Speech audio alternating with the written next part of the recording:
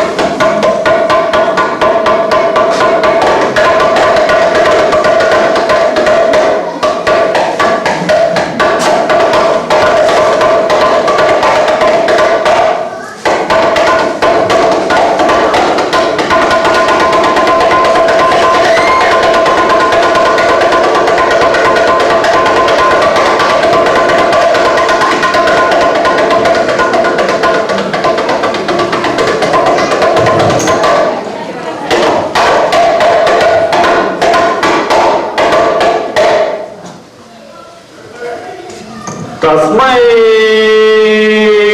നമഃ കർമ്മണേ. എന്താണോ താൻ പറയുന്നത്? തസ്മൈ നമഃ കർമ്മണേ. എന്താണോ താൻ പറയുന്നത്? ഞാൻ കർമ്മത്തിനായിക്കൊണ്ട് നമസ്കാരം എന്ന് പറയണം. തനിക്ക് ഈ കർമ്മത്തിനെ കിട്ടുന്നത് നമസ്കരിക്കാൻ എത്രയോ യോഗ്യന്മാരായിട്ടുള്ള ഈശ്വരന്മാര്. യോഗ്യന്മാരെന്ന് പറയുമ്പോൾ അവിടെ നിങ്ങൾ എഴുതുന്നു. ആ യോഗ്യത എന്താ പറഞ്ഞത്? അങ്ങനെ യോഗ്യന്മാരായിട്ടുള്ള ഈശ്വരന്മാരും ത്രിമൂർത്തികളും അവരുടെ കോടാനുകോടി ദേവന്മാരും ദേവകളും അവതാരങ്ങളും മക്കളും ഒക്കെ ഉള്ളപ്പോ താൻ ഈ കർമ്മത്തിനെ നമസ്കരിക്കണത് പറഞ്ഞതാ. ശ്രദ്ധിച്ച് കേൾക്കാം. അല്ല, ശ്രദ്ധിച്ച് കേൾക്കാണ്ടേ ഒന്നും മനസ്സിലാവില്ല. ഞാൻ പെട്ടെന്ന് നോക്കിയിട്ട് കാര്യമില്ല. അപ്പൊ ശ്രദ്ധിച്ച് കേൾക്കാം. ഞാൻ പറഞ്ഞുതരാം. ഈ ഇരിക്കുന്ന എല്ലാവരും ഇവിടെ കൂടി എല്ലാവരും എന്തിന് ഇതാ ഈ ഞാനും കർമാധീനനാണ്. എങ്ങനെ കർമാധീനത്വം? ഈ കർമാധീനത്വം നമുക്ക് മാത്രമല്ല, ത്രിമൂർത്തികളായ ബ്രഹ്മൻ, ബ്രഹ്മാവ്, വിഷ്ണു, മഹേശ്വരൻ ഇവർക്ക് 3 പേർക്കും കർമാധീനത്തുണ്ട്. എടോ, താൻ ഈ കർമ്മത്തിനെ പിന്നെയും ഇങ്ങനെ പ്രാർത്ഥിക്കുന്ന നമസ്കരിക്കേണ്ട അർച്ചനയ്ക്ക് മനസ്സിലാവില്ല. ഇത്രയും നേരത്തെ പറഞ്ഞമാര് ഇത്രയും ദൈവങ്ങളും നോക്കിണ്ട്. അത് മാത്രല്ല, ഇനിയിപ്പോ തനിക്ക് അവിടെ അല്ല ഇവിടെ അമ്പലങ്ങളിൽ നിന്നും പിന്നെ ഇഷ്ടം പോലെയുണ്ട്. പല ഭാഷക്കാർ അവരുടെ സമ്പ്രദായത്തിലുള്ള അമ്പലങ്ങള്, പല സമുദായങ്ങൾ അവരുടേതായുള്ള അമ്പലങ്ങള്. ഇതൊന്നും പോരാഞ്ഞിട്ട് നമ്മുടെ മലയാളികൾക്ക് കുറവില്ല. എന്തെങ്കിലും ഒരു സംഘടന തുടങ്ങിയാൽ അവിടെ ഇഷ്ടമെങ്കിൽ വേറൊരു സംഘടന പോയി കൊടുക്കും. അത് പോരെങ്കിൽ വേറൊരു സംഘടന കൂടെ പറഞ്ഞു. എന്റെ അവർക്ക് ഇഷ്ടമല്ല, പിന്നെ എപ്പോഴും പറഞ്ഞു മറ്റൊരു കൂട്ടി എറണാകുളത്ത് കൊടുക്കാം. അങ്ങനെ ഒരുപാട് അമ്പലങ്ങൾ അവർ തുടങ്ങി തുടങ്ങിയിട്ടുണ്ട്. വൃത്തിയിൽ ഇഷ്ടമല്ല. അപ്പൊ ഞാൻ അവിടുത്തോട്ട് പോയി വേറെത്തില്ലേ, അവിടുന്ന് പോയി പിന്നെ വേറെ ഇങ്ങനെ പറഞ്ഞില്ലേ, ഇങ്ങനെ ഇഷ്ടം പോലെ ദൈവങ്ങൾ പറഞ്ഞപ്പോ താൻ ഈ കർമ്മത്തിനെ നമസ്കരിക്കണം, ഈ അർത്ഥം എനിക്ക് മനസ്സിലാവില്ല. അതല്ലേ ഞാൻ നേരത്തെ പറഞ്ഞത് മനസ്സിലാക്കി തരാമെന്ന്.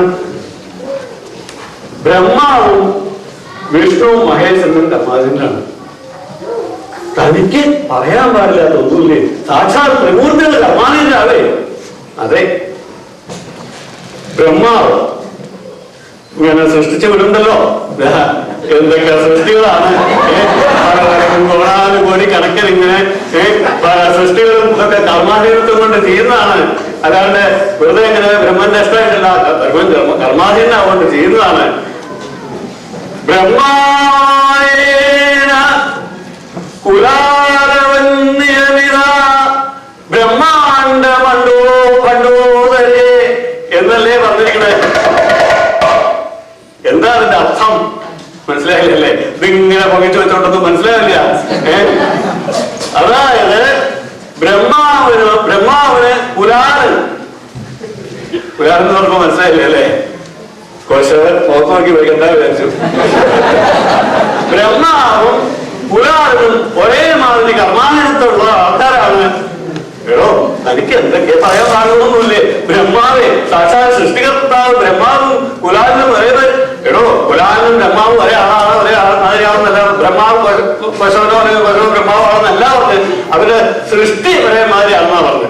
രണ്ടുപേരും പഞ്ചഭൂതങ്ങളെ കൊണ്ട് സൃഷ്ടിക്കുന്നു. ഒരേ മാതിരി ആയിരിക്കില്ല, വേറൊന്ന് ഒരേ മാതിരി ആയിരിക്കില്ല. പശു ഇങ്ങനെ കരങ്ങളും ചട്ടുകളൊക്കെ ഉണ്ടാക്കി വെക്കും, ഒരുമാതിരി ആയിരിക്കില്ല മറ്റത്, അതേമാതിരി ആയിരിക്കില്ല അന്യൊന്ന്. ചിലത് കൊട്ടിയ ഇന്ന് ശബ്ദം ഉണ്ടാവും, ചിലത് കൊട്ടിയ ഇന്ന് ശബ്ദം ഉണ്ടാവും, ചിലത് കൊട്ടിയ അത് ചിലക്ക ശബ്ദം ഉണ്ടാവില്ല. അങ്ങനെ പല പല സൃഷ്ടികളും സൃഷ്ടിച്ച് അങ്ങനെ കൂടാതെ ബ്രഹ്മാവും അതേമാതിരി പറയുള്ളൂ. ഒരു ചെറിയ വ്യത്യാസം ഉണ്ട്. അതെന്താ വ്യത്യാസം? വ്യത്യാസം എന്താന്ന് പറഞ്ഞാല് ബ്രഹ്മാവ് സൃഷ്ടിച്ചതൊക്കെ പ്രവൃത്തി കഴിഞ്ഞ് ചൂടാകുന്നു. കേശവനോ ആദ്യം ഒന്ന് ചുടും, എന്നിട്ടേ പ്രവർത്തിക്കൊണ്ടുള്ളൂ. ഒന്ന് ചുളക്കി വെക്കും. അതൊക്കെ ചുളക്കി വെച്ച് നിറക്കി ഇങ്ങനെ ഒരു അങ്ങനെ ബ്രഹ്മാവ് കർമാധീനാണെന്നാണ് ഞാൻ പറഞ്ഞു വരുന്നത്. ഓ, സമ്മതിച്ചു. പരമേശ്വരനും കർമാധീനാണ്. അപ്പൊ മഹാവിഷ്ണുവും കർമാധീനാണ്. അതൊന്നും യാതൊരു കുറവില്ല.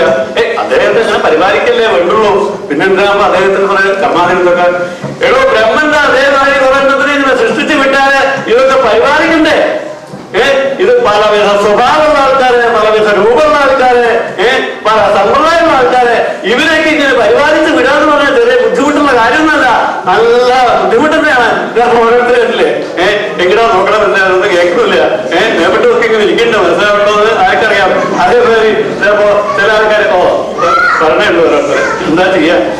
പിന്നെ ചില ആൾക്കാരുടെ വരുമ്പോ ഇങ്ങനെ പറഞ്ഞിങ്ങനെ ഇരുന്ന് അവിടെ സുഖമായിട്ട് ഇരിക്കല്ല. അപ്പൊ അടുക്കളയിലേക്കാ നോട്ടം മുഴുവനെ. എന്താ പായസത്തിന്റെ മണം വരുമല്ലോ, ഏത് പായസമാണോ, ഏതാ കാണാനാവോ, ഇങ്ങനെയുള്ള ഒരു കൂട്ടം ചിന്തകള്. വേറെ ആൾക്കെന്താ സങ്കടം എന്ന് പറഞ്ഞാല് കഴിഞ്ഞ പ്രാവശ്യം മാങ്ങാക്കാളം കഴിക്കുമ്പോ ഈ അണ്ടി ഇങ്ങനെ പിടിച്ച ഒറ്റ തിരുമ്പലല്ലേ, അത് 10 പേരുടെ അടുത്ത് അവിടെ പോയി വീണു. ഇപ്രാവശ്യം 3 അടുത്ത് പോയി വീഴുന്നു തെറ്റിട്ട്. ഇങ്ങനെയുള്ള പലവിധമായിട്ടുള്ള ആൾക്കാരെ പരിപാലിച്ചു വിടുക. പരിപാലിക്കാന്ന് പറഞ്ഞാൽ മഹാവിഷ്ണുവിന് ചെറിയ പണിയൊന്നല്ലാതെ വളരെ ബുദ്ധിമുട്ടുള്ള പണിയാണ്. പിന്നെ അദ്ദേഹത്തിന് വേണ്ടി വന്നത് പലതരം അവതാരങ്ങൾ എടുക്കേണ്ടി വന്നു. വിഷ്ണു ദശാവതാരകനെ ക്ഷിപ്രോ മഹാസങ്കടേ. അപ്പോ 12 മിനിറ്റ് അങ്ങനെ ഉറങ്ങിയിട്ട് ഉറങ്ങുന്നതേ കിട്ടേ. അപ്പൊ അങ്ങനെ ഈ ക്ഷിപ്രോ മഹാസങ്കടേ. എന്താ പറഞ്ഞ സങ്കടം? സങ്കടം എന്ന് പറഞ്ഞ ജനന മരണ ദുഃഖം, അത് വലിയ സങ്കടമാണ്. ജനിക്കുക, മരിക്കുക, അങ്ങനെ ഇദ്ദേഹം അവതാരങ്ങളെടുത്ത് അങ്ങനെ ജനന മരണ ദുഃഖം അനുഭവിക്കേണ്ടി വന്നു എന്നാണ് അതിന്റെ അർത്ഥം. അത് അങ്ങനെ എത്രയെത്ര അവതാരങ്ങൾ എടുക്കേണ്ടി വന്നു. ദുഷ്ടന്മാരായ അസുരന്മാരെ നിഗ്രഹിക്കാനും അതിന് അങ്ങനെ പല അവതാരങ്ങൾ എടുക്കേണ്ടി വന്നു. ഹയഗ്രീവൻ എന്ന അസുരൻ വേദങ്ങള്, ദേവന്മാർക്ക് വേദങ്ങള്, ബ്രാഹ്മണർ പോലെ ദേവന്മാർക്ക് പുണ്യം കിട്ടും. ആ വേദങ്ങളെ എടുത്ത് ആഴിക്കടലില് നടുവിൽ അവർ പോയി മുക്കി ഒളിപ്പിച്ചു വെച്ചു. അത് രക്ഷപ്പെടുത്താൻ വേണ്ടിയിട്ടാണ് മഹാവിഷ്ണു ആദ്യത്തെ അവതാരം മത്സ്യാവതാരം എടുത്തത്. മത്സ്യത്തൊക്കെ പറയുമ്പോ ഇവിടെ വായിൽ വെള്ളം വരുന്നുണ്ടല്ലേ. അങ്ങനെ മത്സ്യാവതാരം എടുത്തിട്ട് അങ്ങനെ അതിനുശേഷം എത്ര അവതാരങ്ങൾ എടുത്തു. ശ്രീകൃഷ്ണന്റെയും ശ്രീരാമന്റെയും അവതാരങ്ങൾ എത്ര വിശേഷപ്പെട്ടതാണ്. അങ്ങനെ പല അവതാരങ്ങളും അദ്ദേഹത്തിന് എടുക്കേണ്ടി വന്നു. അങ്ങനെ അദ്ദേഹവും ധർമാസുരനാണ് എന്നാണ് പറഞ്ഞു വരുന്നത്. ഓ സംഭവിച്ചു. ശിവനും ബ്രഹ്മാവും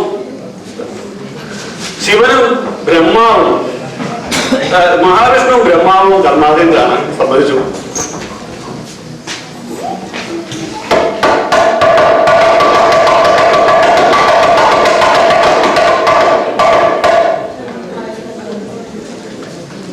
ബ്രഹ്മാവും മഹാവിഷ്ണുവും ധർമാസുരനാണ്.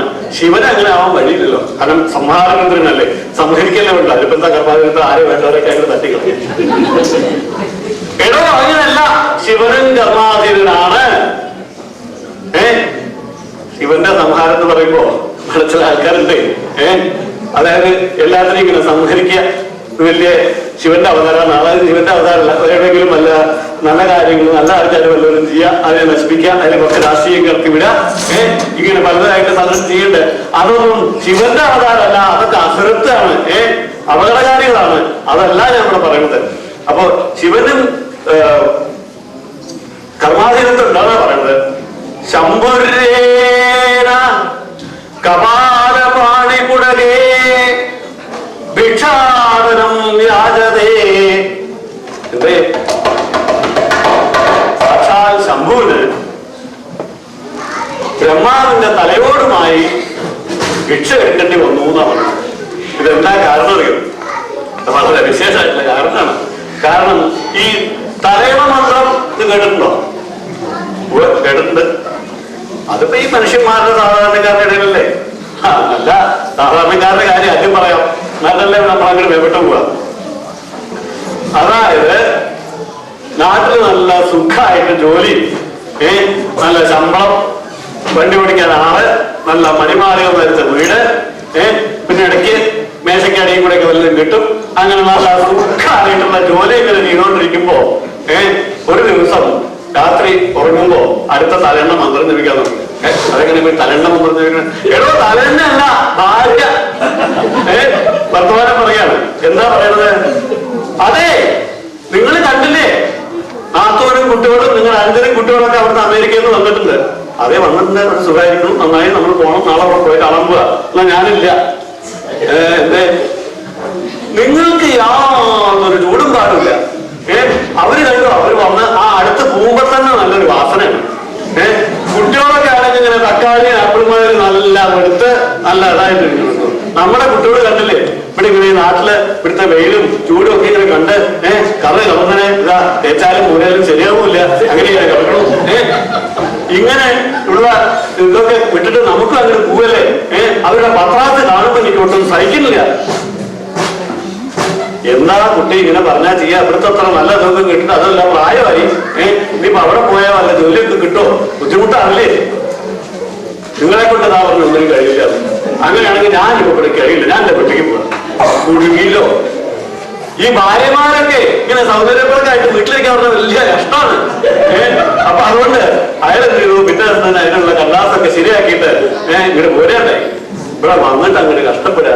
ഇങ്ങനെ പല ജോലി കിട്ടാണ്ട് പിന്നെ നാട്ടുകാരെ കണ്ടാ മുങ്ങി നടക്കുക, ഇങ്ങനെ പല വിധത്തിലും അങ്ങനെ ബുദ്ധിമുട്ടി അങ്ങനെ കഴിഞ്ഞുകൊണ്ടേ വന്നു. ഇതൊക്കെ ഈ തലണ്ണമന്ത്രം കൊണ്ട് ഉണ്ടായതാണ് പറഞ്ഞു വരുന്നത്. ഞാൻ ഇതൊന്നും വിടുന്നില്ല, അത് ആ തലണ്ണമന്ത്രത്തിന്റെ ഗുണങ്ങളാണ്, അല്ലെങ്കിൽ അപകടങ്ങൾ. ഇങ്ങനെ അവസാനം ഇവര് 2-3 വർഷം കഴിഞ്ഞപ്പോ ഒന്ന് കഷ്ടപുഷ്ടി ജോലി വെച്ചിട്ട് നാട്ടിൽ പോകാനിരിക്കുക. നാട്ടിൽ പോകാൻ ഇവിടുന്ന് വിളിച്ചു, അമ്മേ ഞാൻ വരണുണ്ട്. എന്നാ വരണ? എന്ന ദിവസം. എത്ര മണിക്കാണ് ഈ എത്തുക? എന്താ എത്ര മണിക്ക് എത്തിയാലെന്താ, മകൻ ഇവിടുത്തെ ദൂരത്ത് വരിക, അപ്പൊ എത്ര മണിക്ക് എത്തിയാലെന്താ? അല്ല എന്നാലും പറ. അപ്പൊ വൈകുന്നേരം 6 മണിയാവും വീട്ടിലെത്താൻ. അയ്യേ അതെ, എന്താ അമ്മ ഇപ്പൊ എത്ര മണിക്ക് എത്തിയാലെന്താ? ഒന്നുമില്ല. എന്താ കാര്യം അറിയോ? അവിടെ 5 മണി മുതൽ തുടങ്ങും TV സീരിയല്. 9 മണി വരെ. ഇത് മകനല്ല, മരുമകനല്ല, ഏട്ടനല്ല, അല്ലനല്ല, ആര് വന്നാലും അവർക്ക് അതിനൊന്നും സമയമില്ല. അങ്ങനെ അത് ഇദ്ദേഹത്തിന് എന്തുകൊണ്ടാണ് നമ്മൾ ഇങ്ങനെ പൊട്ടി വന്നത്? പിന്നെ വേറൊരു തലയിടമൊന്നുണ്ട്. അതായത് ഞാൻ അധികം നീട്ടിക്കൊണ്ടുപോകാൻ പറ്റില്ല, സമയമില്ല ഒത്തിനും. അപ്പോ വേറെ തലയിടമന്ത്രം എന്താന്ന് പറഞ്ഞപ്പോ 2 സുഹൃത്തുക്കളാണ്. വലിയ എളുപ്പമാണ്. ഒരുമിച്ച് മൂത്രമൊഴിക്കാൻ പോകുള്ളൂ, ഒരുമിച്ച് ഊഴയിക്കുള്ളൂ, ഒരുമിച്ച് എന്ത് ചെയ്യുള്ളൂ, ഇങ്ങനെ പല ഭയങ്കര സുഹൃത്തുക്കളാണ്. അപ്പോ അതിനിടയ്ക്ക് എന്താ ഉണ്ടായത്? ഒരു വിശേഷം നടക്കുകയാണ് ഒരു സുഹൃത്തിന്റെ വീട്ടില്. കുട്ടരെ പറഞ്ഞാൽ എന്തൊക്കെ ഗംഭീരമായിട്ട് നടത്തുകയാണ്. അപ്പോ ഭാര്യ പറയാ പെട്ടെന്ന് അയാളെ വിളിക്കണ്ട, മറ്റേ സുഹൃത്തിന് ഇത്ര അടുപ്പുള്ളത് എന്ന്. ഒന്നുമില്ല, കഴിഞ്ഞ പ്രാവശ്യം അമ്പലത്തിൽ വെച്ചപ്പോ എന്നോട് എല്ലായിടൊന്നും സംസാരിച്ചില്ല. ചേട്ടാ, അതിന് അമ്പലത്തിൽ പോയി സംസാരിക്കല്ല, അവിടെ പ്രാർത്ഥിക്കും, ഇതൊക്കെയല്ലേ ചെയ്യാ, നമസ്കരിക്കുകയല്ലേ ചെയ്യാ, അല്ലാണ്ട് അവിടെ വർത്തമാനം പറഞ്ഞു നിൽക്കുക. അതല്ല, വർത്തമാനം പറയുകയാണെങ്കിൽ ആശ്രയം പുതിയ സാരി ഇട്ടിരുന്നാണ് എവിടുന്നാ വാങ്ങിച്ചതെന്ന് ചോദിക്കാതെ വിളിക്കുക. അത് പറ്റില്ല. അങ്ങനെ ക്ഷമ കാണിക്കുന്നവരെ ഇപ്പൊ വിളിക്കണ്ട. കാര്യമില്ലേ? ശരി, വിളിക്കണ്ട. ഇനിയിപ്പോ എന്താ ചെയ്യാം? എന്നാലും ഒന്ന് വിളിച്ചോളയാ, അവരൊക്കെ നല്ല ആൾക്കാരല്ലേ, നല്ല ആൾക്കാരോ. എന്നാ നിങ്ങൾ കാര്യം ചെയ്യും, നിങ്ങൾ വിളിക്കുകയാണെങ്കിൽ നിങ്ങളാണ് വിളിച്ചോളൂ. ഞാൻ ഈ വിശേഷത്തിന് ഇവിടെ ഉണ്ടാവില്ല. കാര്യം വല്ലാതെ കേട്ട് അങ്ങനെ വിഷമിച്ചേ. കാരണം ഈ ഭാര്യ ഒരു വിശേഷം വീട്ടിൽ നടക്കുക, ഭാര്യ ഉണ്ടാവാതിരിക്കുക. കാര്യമില്ലേ? അങ്ങനെ എന്തായാലും വിളിക്കണ്ടെന്ന് വെച്ചു. എന്നിട്ട് ഇവര് തമ്മിൽ പിന്നെ മറ്റേ സുഹൃത്ത് അറിയുമല്ലോ ഇവരെ വിളിച്ചിട്ടില്ല ഇങ്ങനെ വിശേഷം. അങ്ങനെ ആ തലയിടമന്ത്രം കാരണം ഇവര് രണ്ടുപേരും ബദ്ധവരികളായി എന്നാ പറഞ്ഞു വരുന്നത്. അപ്പോ ഈ തലയിടമന്ത്രത്തിന് മനുഷ്യന്മാരുടെ എത്ര ശക്തി ഉണ്ടെങ്കിൽ എന്തായിരിക്കും യോഗ്യന്മാരായ ത്രിമൂർത്തികളുടെ അടുത്താണ് എത്തിയാല്, അവിടുത്തെ ഏറ്റവും ഈ തലയിടമന്ത്രത്തിന്റെ ശക്തി എത്തിയാല് എന്താ ഉണ്ടായെന്ന് വെച്ചാല്, ഞാൻ കഥയിലേക്ക് വരികയാണ്. ഇതേമാതിരി ബ്രഹ്മന്റെ ഭാര്യയും വിഷ്ണുവിന്റെ ഭാര്യയും തമ്മില് ഒരു വഴക്കായി. എന്താ കാര്യം? ആരാ യോഗ്യൻ? എന്റെ ഭർത്താവാണോ യോഗ്യൻ അതോ എന്റെ ഭർത്താവാണോ യോഗ്യൻ എന്നൊരു വഴക്കായി. അല്ല, യോഗ്യന്മാരിപ്പോ നമ്മുടെ ഇടയിൽ പലരുണ്ട്. ചിലവര് പുറത്ത് ഭയങ്കര യോഗ്യനായിരിക്കും, വീട്ടിൽ ഭാര്യയുടെ മകന്റെ മക്കളുടെ അടുത്ത് വന്ന യോഗ്യതൊക്കെ പോയി. വേറെ ചില ആൾക്കാരുണ്ട്, വീട്ടിൽ ഭാര്യയുടെ മക്കൾ നടത്തിയ വലിയ യോഗ്യന്മാരാണ്, പക്ഷെ പുറത്തിറങ്ങിയാൽ താൻ ഈ പാവങ്ങളാണ്. ഇനി ഇതൊന്നും അല്ലാത്ത ചില യോഗ്യന്മാരുണ്ട്. ഭാര്യ തൊട്ടടുത്ത് നിന്നുള്ളപ്പോ ഭയങ്കര യോഗ്യനാണ്. 4 വർത്തമാനമൊക്കെ ഇങ്ങോട്ട് പറയും, പറഞ്ഞിട്ട് അവസാനം ഒന്ന് നോക്കും ഭാര്യ അങ്ങോട്ട് നോക്കും, സമ്മതമായോ, ഞാൻ ശരിയെന്നല്ലേ പറഞ്ഞ ഇന്നൊക്കെ യോഗ്യത. അങ്ങനെ ചില യോഗ്യന്മാരുണ്ട്. അതെ, എന്തേ പറഞ്ഞാല് ഇങ്ങനെ യോഗ്യനാണ് ആരാണ്? വിഷ്ണുവാണോ യോഗ്യൻ അതോ ബ്രഹ്മാവാണോ യോഗ്യൻ എന്നുള്ള വഴക്കായി. ഈ തലയിണമന്ത്രം കാരണം അവര് തമ്മിലും വഴക്കായി. ബ്രഹ്മനും വിഷ്ണു തമ്മില് അങ്ങോട്ട് ഇറങ്ങിയായിരുന്ന രംഗത്തേക്ക്, അങ്ങോട്ട് യുദ്ധഭൂമിയിലേക്ക് ഞാൻ ഇപ്പൊ അസ്ത്രം എടുക്കുന്നതാണ്. അങ്ങനെ അങ്ങോട്ട് തുടങ്ങി, യുദ്ധം തുടങ്ങിയില്ല, അത് വഴക്കാതെ തുടങ്ങി. ബ്രഹ്മൻ ഞാനാണ് യോഗ്യൻ, താങ്കൾ സൃഷ്ടിച്ചു വിടുന്നതിനൊക്കെ പരിപാലിച്ചില്ലെങ്കിൽ പിന്നെ എങ്ങനെയൊക്കെ പിന്നെ നേരെപാടായി. അപ്പൊ ബ്രഹ്മൻ പറഞ്ഞു, ഞാൻ സൃഷ്ടിച്ചാലല്ലേ താങ്കൾക്ക് പരിപാലിക്കാൻ പറ്റൂ, അപ്പൊ ഞാൻ തന്നെയാണ് യോഗ്യൻ. അപ്പൊ താങ്കൾ സൃഷ്ടിച്ചു കഴിഞ്ഞാൽ അത് ഉടനെ ഞാൻ പരിപാലിച്ചില്ല, ഉടനെ നശീകരിച്ചു പോയില്ലേ, പിന്നെ ഇങ്ങനെ താങ്കൾ എന്തായാലും ഇവർ അസ്ത്രം എടുക്കാൻ തുടങ്ങിയപ്പോ പരമശിവൻ അവിടെ എത്തി. കാരണം വിഷ്ണുവും ബ്രഹ്മാവൊക്കെ അസ്ത്രം എടുത്ത് തൊടുത്താല് ഈ ലോകം മുഴുവൻ, ഈ പ്രപഞ്ചം മുഴുവൻ എങ്ങനെ നശിച്ച് ഭസ്മാവും. അപ്പൊ അത് കൂടാണ്ട് കഴിക്കാൻ ശ്രീ പരമേശ്വരൻ അവിടെ പ്രത്യക്ഷമായി. എന്താ നിങ്ങള് ഈ രണ്ടുപേരും ഇങ്ങനെ വടക്കുന്നതിന്റെ അർത്ഥം എന്താ? അല്ല, ഇതാണ് പ്രശ്നം, ആരാ യോഗ്യം എന്നുള്ളത്. നിങ്ങളൊരു കാര്യം ചെയ്യാം, ഞാനൊരു വഴി ഉണ്ടാക്കാം. ഞാൻ എന്റെ വിശ്വരൂപം എടുക്കാൻ പോവാണ്. ആ വിശ്വരൂപം എടുത്തിട്ട് ആര് ആദ്യം എന്റെ ശിരസിലും പാദത്തിലും പോയി വരുന്നോ അവരാണ് യോഗ്യൻ. ബ്രഹ്മാവേ, അങ്ങ് എന്റെ തലയിൽ ശിരസിൽ പോയിട്ട് ഒരു കണ്ടിട്ട് വരൂ, മഹാവിഷ്ണു അങ്ങ് എന്റെ പാദങ്ങളെയും കണ്ടിട്ട് വരൂ എന്ന് പറഞ്ഞു. ബ്രഹ്മാവത്തെ കേട്ട് ഒരു ഒറ്റ പോണ്ട് അങ്ങ് ഒറ്റ പോക്കാണ് മുകളിലേക്ക്. അങ്ങനെ പോയി മഹാവിഷ്ണു ഇതെന്തോ പരീക്ഷണമാണ്, നമുക്കൊന്നും വേണ്ട, നമുക്ക് ഇവിടെ കൂടാ. അദ്ദേഹം അവിടെ നിന്നു. പരമേശ്വരനോട് പറഞ്ഞു, ഈ കാര്യങ്ങളൊക്കെ മനസ്സിലായി, ബ്രഹ്മാവ് പോയിട്ട് ബ്രഹ്മാവ് ഇങ്ങനെ പോവുകയാണ്. ദശാവർഷങ്ങളോളം സംവത്സരങ്ങളോളം അങ്ങനെ പോയി, യുഗാന്തരങ്ങളോ അങ്ങനെ പോയിട്ട് ഒരു പിടിയും കിട്ടില്ല. എവിടെയാണ് ഇതിന്റെ അന്തം എന്നൊരു പിടിയും കിട്ടില്ല. കുറച്ച് കഴിഞ്ഞപ്പോ ഒരു പുഷ്പം അവിടുന്ന് ഇങ്ങനെ താഴെ വരാം. പുഷ്പത്തിനോട് ചോദിച്ചു ബ്രഹ്മാവ്, എന്താ എവിടുന്നാ വരണേ? ഞാൻ പരമേശ്വരന്റെ ശിരസ്ന്ന് പൂജ കഴിഞ്ഞ് വരികയാണോ? അപ്പോ പൂജ കഴിഞ്ഞ് വരികയാണ്. അപ്പോ അങ്ങനെ പൂജ കഴിഞ്ഞ് വരുന്ന പുഷ്പത്തിനെ കയ്യിലെടുത്തിട്ട് ഒരു സഹായം ചെയ്ത് ചോദിക്കുകയാണ് പുഷ്പത്തോടെ. പുഷ്പം പറഞ്ഞ എന്താ വേണ്ടേ? അല്ല, താഴത്ത് പോയി കഴിഞ്ഞാല് പുഷ്പമൊന്നും പറയണ്ട, ഞാൻ പറഞ്ഞതിനെ സമ്മതിച്ചാൽ മതി, പരമശിവനോട് പറയണം ഞാൻ ശിരസ്സെന്നാണ് വരണമെന്ന് പറയണം എന്ന് പറഞ്ഞു. അപ്പൊ പുഷ്പത്തിനൊരു വിഷമം ഉണ്ടായിരുന്നു, വേണോ എന്നുള്ളത്. ശരി സാരമില്ല കൈക്കളയാന്ന് പറഞ്ഞു. എന്റെ കയ്യിലിരിക്കും എന്ന് പറഞ്ഞ് താഴെ പോയി. അവിടെ എത്തി പരമശിവനോട് പരമശിവൻ ചോദിച്ചു, ബ്രഹ്മൻ എന്താണ്? അല്ല, ശിരസ്സൊക്കെ കണ്ടോ? പൂജയൊക്കെ കഴിച്ചിട്ടാണോ പറഞ്ഞ? പുഷ്പം എടുത്ത് അങ്ങനെ കാണിച്ചു കൊടുത്തു. അപ്പൊ പൂജ കഴിഞ്ഞോ? ശിരസ് കണ്ടോ? അപ്പൊ ബ്രഹ്മൻ എന്ത് ചെയ്തു? ഈ അസത്യം വായകൊണ്ട് അങ്ങനെ പറയണ്ട. ചിലർക്ക് അങ്ങനെ വായണ്ട അസത്യം ഒന്നും പറയില്ല, പക്ഷെ ഇങ്ങനെ പ്രവൃത്തിയിലൊക്കെ കാണിച്ചോളും. അപ്പൊ അങ്ങനെ ബ്രഹ്മാവ് ഒന്ന് ആ തലയിലാട്ടി. ഒരു തല, 4 തലയുണ്ട് ബ്രഹ്മാവിന്. ഉള്ളവർക്ക് 4 പല തലകളാണ്. അങ്ങനെ ബ്രഹ്മാവിന് 4 തലയുണ്ട്. അപ്പൊ ഒരു തലയുടെ തലയിലാട്ടി. ശിവന് അങ്ങോട്ട് കോപം വന്നു. അസത്യം പറഞ്ഞ ആ തല ഇനി അങ്ങേക്ക് ആവശ്യമില്ലാന്നും പറഞ്ഞ് ആ തല മുന്നിട്ട് ഇട്ടങ്ങ് ഇട്ടു. ബ്രഹ്മാവിന്റെ തല മുന്നിട്ട് അങ്ങ് ഇട്ടു. ബ്രഹ്മൻ അങ്ങോട്ട് വിഷമായി. കാരണം ത്രിമൂർത്തി എന്ന ഒരാളായ എന്നെ ഞാനിങ്ങനെ അവമാനിതനായല്ലോ, എന്നെ ഇങ്ങനെ അവമാനിച്ചല്ലോ, ശരി ഞാനൊരു ചെറിയ തെറ്റ് ചെയ്തു എന്നൊക്കെ പറഞ്ഞിട്ട് അദ്ദേഹം ശിവന് ഒരു ശാപം കൊടുക്കേ. എന്ത്? ശംഭുരേന കപാലപാണി പുടകേ ഭിക്ഷാടനം യാചതേ. എന്റെ ഈ തലയോടുമായി അങ്ങ് ഭിക്ഷ എടുക്കേണ്ട യോഗം ഉണ്ടാകുന്നതാണ്. അങ്ങനെ ഭിക്ഷ എടുത്തു. കുറെ കഴിഞ്ഞ് അങ്ങനെ ശാപമോക്ഷമൊക്കെ കിട്ടി. അതിന്റെ കഥയൊക്കെ വലിയ കഥയാണ്, അതിന് നമ്മുടെ സമയമില്ല, ഞാൻ നീട്ടിക്കൊണ്ടുപോണില്ല. അങ്ങനെ പറഞ്ഞ് അങ്ങനെ ശിവനും കർമാധീനത്വം ഉണ്ടായെന്നാണ് പറഞ്ഞു വരുന്നത്. ഇപ്പോ ശിവന്റെ കർമാധീനത്തിന്റെ, ശിവന്റെയും ബ്രഹ്മാവിന്റെയും വിഷ്ണുവിന്റെയും നമ്മളുടെ ഒക്കെ കർമാധീനത്വമാര് ചില രാഷ്ട്രങ്ങൾക്കുണ്ട് കർമാധീനത്വം. എടോ, തനിക്ക് പറയാൻ പറ്റാത്ത ഒന്നുമില്ലാതുണ്ടോ? ഈ രാഷ്ട്രങ്ങൾക്കൊക്കെ എങ്ങനെ കർമാധീനത്വം? താനല്ലേ പറഞ്ഞപ്പോ ചരാചരങ്ങൾക്കും ദൈവങ്ങൾക്കും ഒക്കെ കർമാധീനത്വം. രാഷ്ട്രങ്ങൾക്ക് എങ്ങനെ? ഞാൻ പറഞ്ഞുതരാൻ ശ്രദ്ധിച്ചു കേൾക്കാം. ഈ തോക്കിന്റെ ഉള്ളിൽ കയറി വിടുവിക്കാതിരിക്കാൻ. അതായത് പാകിസ്ഥാന്റെ കർമാധീനത്വം എന്താ?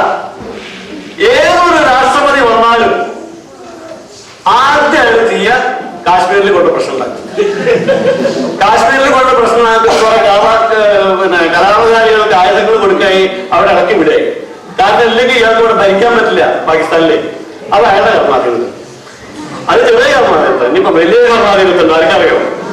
നമ്മുടെ അമേരിക്കക്കാർക്ക് ഭയങ്കര നിഷേധമായിട്ടുള്ള കർമാധീനത്താണ്. അമേരിക്കക്ക് കർമാധീനത്വം. അവർക്ക് എന്താ ഇഷ്ടം പോലെ പൈസ ഉണ്ട്, അവർക്ക് ഇഷ്ടം പോലെ ആയുധങ്ങളുണ്ട്, സൈന്യങ്ങളുണ്ട്. അയൽക്കെന്താ അങ്ങനെ പറഞ്ഞുതരാം. അമേരിക്കക്ക് കർമാധീനത്വം ഉണ്ടാവുന്നത് എങ്ങനെ വെച്ചാൽ നമ്മുടെ ശിവൻ ഭസ്മാസുരന് വരം കൊടുത്ത ഭാര്യയാണ്. ഷെപ്പോ ഇയാൾക്ക് എന്തേ പറയാൻ കൊള്ളൊന്നുമില്ല. ശിവൻ ഭസ്മാസുരൻ, ഒരു ഭസ്മാസുരൻ ഉണ്ട്. അങ്ങനെ ഭസ്മാസുരന് വരം കൊടുത്ത മാതിരിയാണ് അമേരിക്കയുടെ സ്ഥിതി. ഞാൻ പറഞ്ഞുതരാം. ഞാൻ പറയാ, അസുരന്മാർക്കൊക്കെ വേഗം ഇങ്ങോട്ട് ഒരു വളരെ ദയ തോന്നുന്ന ആളാണ് പരമേശ്വരൻ. വേഗം വരം കൊടുത്തോളൂ. ഏത് അസുരന്മാരും അവസരന്നാലും എല്ലാവരും നോക്കണം. പരമേശ്വരൻ സാധിക്കും. അങ്ങനെ ഒരു അസുരൻ ഗംഭീരായിട്ട് തപസ്സിരുന്നു, ശിവനെ പ്രസാദിപ്പിച്ചു. തപസ്സിരിക്കണമാരൊക്കെ ഇരിക്കുന്നുണ്ട്. അങ്ങനെ പ്രസാദിപ്പിച്ചിട്ട് ശിവൻ പ്രസാദിച്ചു. എന്താ എന്റെ വരം? ഞാൻ ചൂണ്ടുവിരൽ കൊണ്ട് ആരുടെ ശിരസിൽ തൊടുന്നോ അല്ലെങ്കിൽ ചൂണ്ടിക്കാണിക്കുന്നോ അവർ ഭസ്മാണോ? അല്ല, വരാനിരിക്കണം. ഇത് ശിവനൊന്ന് ആലോചിച്ചു. കൊടുത്തവയപ്പോ ഇയാളിപ്പോ അസുര ലോകത്ത് പോയിട്ട് കണ്ണിക്കണ്ട അസുരന്മാരെയൊക്കെ ഭസ്മാക്കിട്ട് കൊന്നപ്പോ നല്ലതല്ലേ? മഹാവിഷ്ണുവിന് അത്രയും നാലില്ലല്ലോ, അത്രയും അസുരന്മാരെ കൊല്ലണ്ടല്ലോ, അത്രയും അവതാരമുണ്ടല്ലോ. ആയിക്കോട്ടെ എന്നായി. അല്ല, അസുരന്മാരെയൊക്കെ ഭസ്മാക്കേണ്ട ഗതിയാണ്. അപ്പൊ അങ്ങനെ ഭസ്മാസുരന് വരവും കൊടുത്ത് ശിവൻ പരമേശ്വരൻ കൈലാസത്തിലേക്ക് തിരിച്ചെത്തിയപ്പോ കുറച്ച് കഴിഞ്ഞപ്പോണ്ട് പഠിക്കൽ ബഹളം. അപ്പൊ എന്താ ഇങ്ങനന്മാര് പറഞ്ഞു, അതെ ഇവിടെ ഏതോ ഒരു അസുരം വന്ന് ബഹളം ഉണ്ടാക്കണം, അങ്ങേ കാണാനാണ്. ഓ എന്റെ ഭക്തനാ, വരാൻ പറയാ. വന്നു. എന്താ തനിക്കല്ലേ ഇപ്പൊ വരൊക്കെ തന്ന്? അതെ, പക്ഷേ എനിക്ക് ഈ വരം ഒന്ന് പരീക്ഷിക്കണം.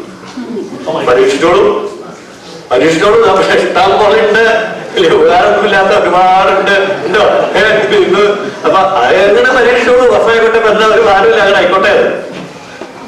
അല്ല, എനിക്ക് ദിവ്യന്മാരായിട്ടുള്ള ആരുടെയെങ്കിലും വരെ പരീക്ഷിക്കണമെന്നാണ്.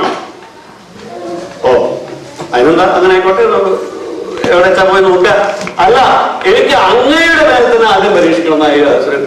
കുടുങ്ങിയതോ വല്ലാതെ കണ്ട് വിഷമിച്ചു ശിവൻ.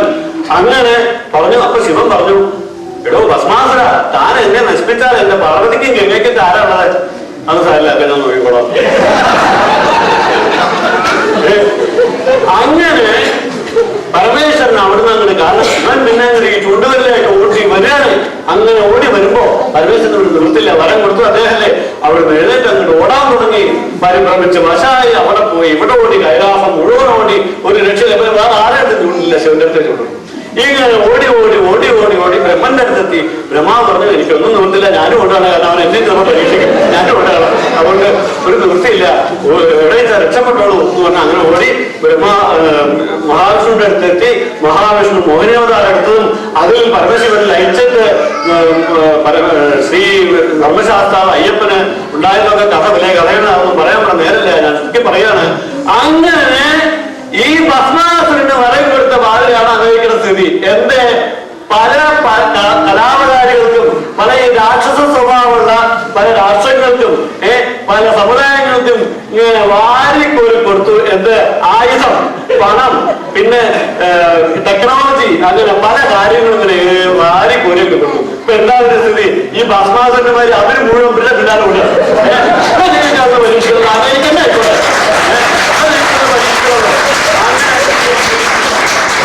അങ്ങനെയോട് ഇപ്പൊ അമേരിക്കയുടെ സ്ഥിതി ആരെ കണ്ടാലും ഭസ്മാസുരനാണ്. അങ്ങനെ അമേരിക്കയ്ക്കും കർമാതീർത്ഥം ഉണ്ട് എന്നാണ് പറഞ്ഞു വരുന്നത്. ഒരു രാജ്യത്തിന് മാത്രം കർമാതീർത്ഥം അതാരാ? താങ്കൾ ഇപ്പൊ പറഞ്ഞ എല്ലാ രാഷ്ട്രങ്ങൾക്കും ഉണ്ട്. അത് നമ്മുടെ കാനഡയ്ക്ക്.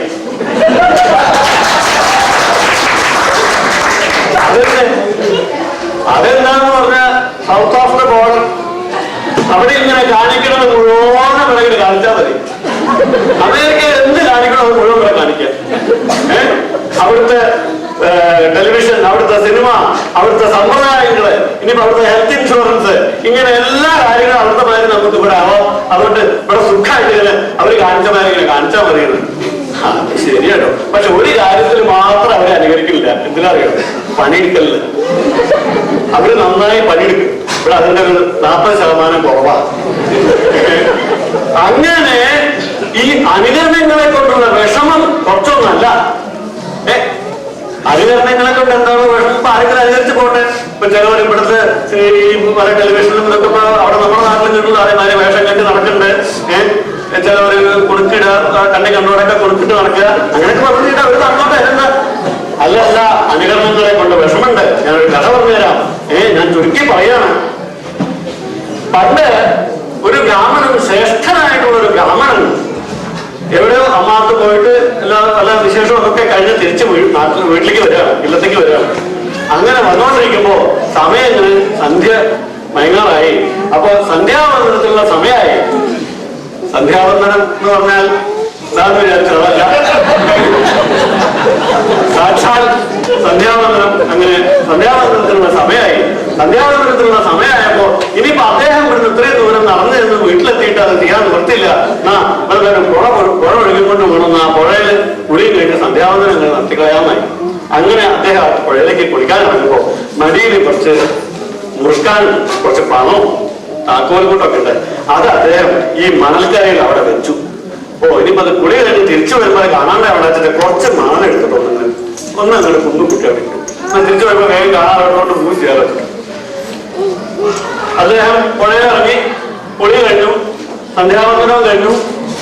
മേപ്പെട്ട് കയറിയപ്പോ എന്താ സ്ഥിതി? ഒരു 10-65 മണക്കൂമ്പാരങ്ങളാണ് അവിടെ നടന്നു കിടക്കണം. അതെങ്ങനെയാണോ 65 ഒന്നല്ലേ എഴുതുള്ളൂ? അതാണ് അതിന്റെ പ്രത്യേകത. ഇദ്ദേഹം ഇത് കാണിക്കണ കണ്ടിട്ട് ഇവിടെ എന്തോ വിശേഷമാണ് എന്ന് കാണിച്ചാല് ഇതായിരിക്കും ഇവിടുത്തെ സമ്പ്രദായം, ചിലപ്പോൾ പുണ്യം വല്ലത് അതേ കിട്ടിയിരിക്കും എന്ന് പറഞ്ഞിട്ട് പിന്നെ അവിടെ കുളിക്കാൻ പറഞ്ഞ ആ വഴി കൂടെ പോകുന്നവരും മുഴുവൻ കുളിക്കാൻ അങ്ങനെ ഇദ്ദേഹം കയറി വന്നപ്പോ ഇതാണ് സ്ഥിതി. 10-65 മതകുമാരങ്ങളാണ്. ബുദ്ധിമുട്ടായല്ലോ, വല്ലാതെ കണ്ട് ബുദ്ധിമുട്ടി അദ്ദേഹം അതൊക്കെ എടുത്ത് അവസാനം അത് കിട്ടിയിട്ടുണ്ടോ അങ്ങനെ ബുദ്ധിമുട്ടിയെന്നാ ഞാൻ പറഞ്ഞത്. ഓ ശരിയാണല്ലോ, അങ്ങനെ അനുകരിച്ചാലും ബുദ്ധിമുട്ടാണ്. അപ്പോ ഞാൻ പറഞ്ഞു പറഞ്ഞത് എന്താ വെച്ചാൽ നമ്മളെല്ലെങ്കിലും ആചാരങ്ങളെയും അങ്ങനെ പലതിനെ അനുകരിക്കുമ്പോ അത് എന്തിനാണ്, അതിന്റെ ആ ആചാരങ്ങൾക്കുള്ള കാരണം എന്താണ് എന്ന് നമ്മൾ മനസ്സിലാക്കി നമ്മൾ ഭക്തിയോടുകൂടി അതിനെ ആദരിച്ച് അത് നമ്മുടെ പുതിയ തലമുറകൾക്കും ആ അറിവ് പറഞ്ഞു കൊടുക്കുക. അങ്ങനെയാണ് നമ്മൾ ചെയ്യേണ്ടത്. അല്ലാണ്ട് ആരെങ്കിലും ഒന്നും കാണിച്ച് അതേമാതിരി കഴിക്കുക, ഒരാൾ ഒറ്റ കഥം വിളിക്കുക, ഞാൻ ഒറ്റ കഥം വിളിക്കുക, അതല്ല. എന്തെങ്കിലും അങ്ങനെ ഒരു വിവരങ്ങൾ അറിഞ്ഞിട്ട് ചെയ്യുക എന്നാണ് ഞാൻ പറഞ്ഞു വരുന്നത്. അങ്ങനെ ഈ കർമ്മത്തിനെയും സൽക്കർമ്മങ്ങൾ ചെയ്യുക, ഈ കർമ്മത്തിനെയും നമ്മൾ നമസ്കരിക്കുക. കാരണം ദൈവത്തിനോടുള്ള ഭക്തിമായാൽ തന്നെ നമ്മുടെ പ്രവൃത്തി കർമ്മമാണ്. ആ കർമ്മയോഗം, ആ കർമ്മം എന്ന് പറഞ്ഞാൽ വളരെ ശ്രേഷ്ഠതകളാണ്. ആ കർമ്മത്തിനെയും നമ്മൾ നമസ്കരിക്കുക എന്നാണ് ഞാൻ പറഞ്ഞു വരുന്നത്. ഇനി ഇന്ന് വിഷു ആയതുകൊണ്ട് ഞാൻ വിഷുവിന്റെ ഈ കണി വെക്കുന്ന ഒരു ചെറിയ ഐതിഹ്യം കൂടെ പറഞ്ഞ് ഞാൻ നിർത്താം. അതായത് നമ്മുടെ നാട്ടില് പണ്ട് വളരെ ഒരു ഉൾനാട്ടിലൊരു കുഗ്രാമത്തില് വളരെ ദാരിദ്ര്യമാണ്. ഒരു പ്രത്യേകിച്ച് ഒരു വീട്ടില് 5-8 കുട്ടികളുണ്ട്. പക്ഷമായിരുന്നല്ലേ അന്നിങ്ങനെ കുട്ടികൾ ഉണ്ടായിക്കൊണ്ടിരിക്കുകയാണ്. ആരും അറിയില്ല, കുട്ടികൾ തന്നെ ഉണ്ടാവും. എന്തായാലും കുട്ടികൾ തന്നെ ഉണ്ട്. അപ്പൊ പട്ടിണിയാണ്, പക്ഷെ വളരെ സാധ്യതയുള്ള ഒരു കുടുംബമാണ്. അപ്പൊ അച്ഛൻ ഇങ്ങനെ ജോലിക്ക് പോയിട്ട് കൃഷിപ്പണി വല്ലതും ചെയ്തിട്ട് വരും. ഒരു നാഴയോ അരിയോ ഒരു നാഴി നെല്ലോ വല്ലതും കൊണ്ടുവരും. അതുകൊണ്ട് വേണം ഈ കുട്ടികൾക്കൊക്കെ കാപ്പാടുണ്ടാക്കി കൊടുക്കാനും. അവരിങ്ങനെ പട്ടിണിയും പട്ടിണി ഇല്ലാണ്ടെയും ഒക്കെ ഇങ്ങനെ കഴിഞ്ഞുകൂടും. അങ്ങനെ കഴിഞ്ഞുകൂടുമ്പോ അതൊരു ബാലൻ വളരെ ഭക്തനാണ്. സാക്ഷാൽ ഗുരുവായൂരപ്പനെ എന്നും പ്രാർത്ഥിക്കും, കുളിക്കും, നല്ല ആചാരങ്ങളും നല്ല സ്വഭാവവും നാട്ടുകാരെ സഹായിച്ചുകൊണ്ടും അങ്ങനെയുള്ള കുട്ടിയാണ്. ആ കുട്ടി എന്നും പ്രാർത്ഥിക്കും, ഈശ്വര ഗുരുവായൂരപ്പ എന്റെ ഈ വസുധേവ കുടുംബകം എന്ന് പറയുന്ന മാതിരി ഈ ലോകത്തിലെല്ലാവരും ഐശ്വര്യമായിട്ടിരിക്കണേ, ഈ ദാരിദ്ര്യം മാറ്റിത്തരണേ, ഈ ദാരിദ്ര്യം വളരെ കഷ്ടമാണ് അനുഭവിക്കാൻ എന്ന് പറഞ്ഞ് ആ കുട്ടി എന്നും പ്രാർത്ഥിക്കും. ഇവിടെ ചിലര് പ്രാർത്ഥിക്കാൻ എങ്ങനെ അറിയും? ഈശ്വര എനിക്ക് ഇപ്രാവശ്യത്തെ ഭാഗ്യക്കുറയെങ്കിലും അടിക്കണേ, ഇപ്രാവശ്യം 5 മില്യൺ എന്നാ 7 മില്യണാണ് അല്ലേ ചെന്നാ അതടിച്ചാ മതി. അതാണ് ചിലര് പ്രാർത്ഥിക്കുക. വേറെ ചിലരല്ല. ഇപ്പൊ നടക്കണ്ടല്ലോ അവിടെ സാർസ്. ഇപ്പൊ പണ്ടത് പറയാ വെള്ളപ്പൊക്കം എന്നൊക്കെയാണ് പറയും, ഇപ്പൊ സാർസാണ്. അപ്പോ സാർസിന് എന്താ അറിയോ? ഈശ്വര ബാക്കി ആർക്ക് വന്നാലും എനിക്കും എന്റെ ഭാര്യയ്ക്കും തട്ടാനും സാർസ്. അതെന്താണ്? താൻ പ്രാർത്ഥിക്കുന്നത് തനിക്കും തന്നെ ഭാര്യയ്ക്കും ഞാൻ അത് സമ്മതിച്ചു. ഈ തട്ടാനോട് കാര്യം എന്താ? തനിക്കൊരു വിവരമല്ല. എടോ, ഈ ഭാര്യയെ തൃപ്തിപ്പെടുത്തുന്നെങ്കില് ഭാര്യയ്ക്ക് എപ്പോഴും ഇങ്ങനെ നല്ല സ്വർണ്ണപ്പണ്ടെങ്കിൽ ബുദ്ധി എത്രയെങ്കിലും ഉണ്ടാക്കി കൊടുക്കണം. അപ്പൊ അതിന് തട്ടാനുള്ള ജീവിതത്തിനാലേ പറ്റില്ലേ? അതാണ്. അങ്ങനെയല്ല ഈ കുട്ടി പ്രാർത്ഥിച്ച് നാട്ടുകാരും വീട്ടുകാരും എല്ലാവരും നന്നായിട്ടിരിക്കണം. അങ്ങനെ പ്രാർത്ഥിച്ച് അങ്ങനെ ഒരു ദിവസം മേടസംക്രമ ദിവസം, മീനമാസത്തില് മെയ് 30 മേടസംക്രമ ദിവസം ആ കുട്ടി വീട്ടിലേക്ക് ഓടി കയറുമ്പോ മുറ്റത്തൊരു കൊന്നമരം നിൽക്കണു. ആ കൊന്നമരത്തില് പൂക്കാറായി നിൽക്കാണ്. അപ്പൊ ആ കുട്ടി ഇങ്ങനെ കിടക്കുമ്പോ പ്രാർത്ഥിച്ചു, ഗുരുവായൂരപ്പ ശ്രീകൃഷ്ണ ഈ കൊന്നമരത്തില് 2 പുഷ്പങ്ങളെങ്കിലും സ്വർണ്ണമായിട്ടുണ്ടെങ്കിൽ ഇവിടെ പ്രാർത്ഥന നടക്കായിരിക്കും സ്വർണ്ണം. അപ്പൊ അങ്ങനെ സ്വർണ്ണമായിട്ടുണ്ടെങ്കിൽ ഈ ദാരിദ്ര്യം തീരായിരുന്നു ഒന്ന് പ്രാർത്ഥിച്ച് കിടന്നിട്ട് രാവിലെ 7:30 നാഴിക വിളിക്കാനുള്ളപ്പോ എന്ന് പറഞ്ഞാൽ 3-3:30 മണിക്ക് സാക്ഷാൽ ഗുരുവായൂരപ്പൻ വന്നിട്ട് ആ കുട്ടിയെ നിർത്തി വരൂ പറഞ്ഞ് കയ്യും പിടിച്ചുകൊണ്ട് മുറ്റത്ത് കൊണ്ടുപോയി കാണിച്ചു കൊടുത്തു. കൊന്നമരം മുഴുവൻ എങ്ങനെ പൂത്തു നിൽക്കുന്നു എന്ന് മാത്രമല്ല, ഇവിടെ വന്ന് കൊന്നപ്പൂവൊക്കെ വെച്ചിട്ടുണ്ട്. പക്ഷെ കൊന്നപ്പൂവല്ല, കൊന്നപ്പൂവാണ് വെച്ചിരിക്കുന്നത്. അങ്ങനെ ആ കൊന്നമരം കാണിച്ചു കൊടുത്തു. കൊന്നമരത്തിൽ മുഴുവൻ പൂക്കളും സ്വർണമായിട്ട് അങ്ങനെ നിന്നു. അങ്ങനെയാണ് നമ്മള് ഇതൊരു ചെറിയ ഐതിഹ്യമാണ്, വേറെ ഐതിഹ്യങ്ങൾ ഉണ്ടാവും, എനിക്കറിയണ ഐതിഹ്യം എന്താണ്, അങ്ങനെ ആ കൊന്നമരത്തിലെ എല്ലാ സ്വർണവും അങ്ങനെ നിന്ന് ആ നാട്ടിലെയും വീട്ടിലെയും എല്ലാ ദാരിദ്ര്യം നിന്നും ഐശ്വര്യം വന്നു എന്നാണ് പറയുന്നത്. എന്തായാലും ഈ പൊതുസമ്മത്സര ദിവസത്തിൽ നിങ്ങൾക്ക് എല്ലാവർക്കും, ഈ ലോകത്തിൽ എല്ലാവർക്കും ഐശ്വര്യവും ആരോഗ്യവും സമാധാനവും നേർന്നുകൊണ്ട് ഞാൻ നിർത്തുന്നു.